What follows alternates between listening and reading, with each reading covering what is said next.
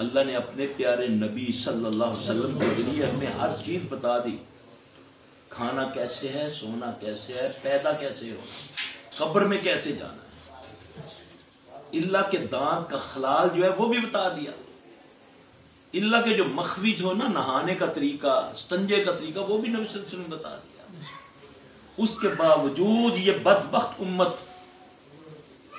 آج چلتی ہی غیروں کے پیچھے.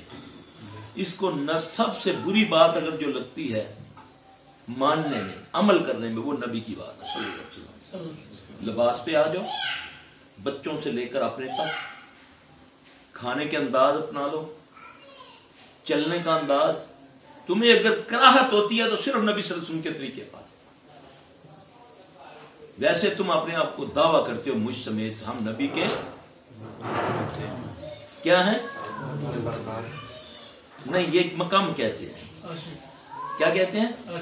یہ برا لفظ ہے، یہ عشق کا لفظ برا ہے. ایک عاشق ہوتا ہے تو دوسری کیا ہوتی ہے؟ تیسری کوئی اور چیز ہوتی ہے. آپ اپنی امی کو بولیں میں آپ کا عاشق ہوں اور آپ میری مشوق ہے، ماں نہیں ہے. یا باپ کو بولیں یا بھائی کو بولیں کہ میں آپ کا عاشق ہوں، تو دوسرا کیا ہوگا؟ مشوق ہوگا.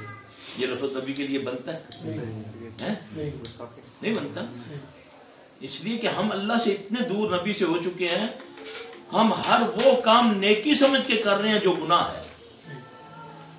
جیسے ہم نبی کے لیے، اللہ کے لیے لفظ استعمال کرتے ہیں اللہ حاضر ہے، نبی حاضر ہو گے، نعوذ باللہ. حاضر لفظ کس کے لیے ہے؟ جج کے لیے کہ ملزم کے لیے ہے جی؟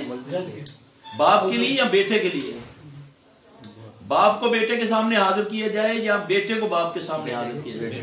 ہے جی؟ اگر بیٹا بولے میرے باپ کو میرے سامنے حاضر کرو تو پھر اللہ بھی حاضر، نعوذ باللہ. نبی بھی حاضر ہے، استغفر اللہ من ذلک. یہ وہ لفظوں کی مار ہے جس سے ہمارے اعمال ضائع ہو رہے ہیں.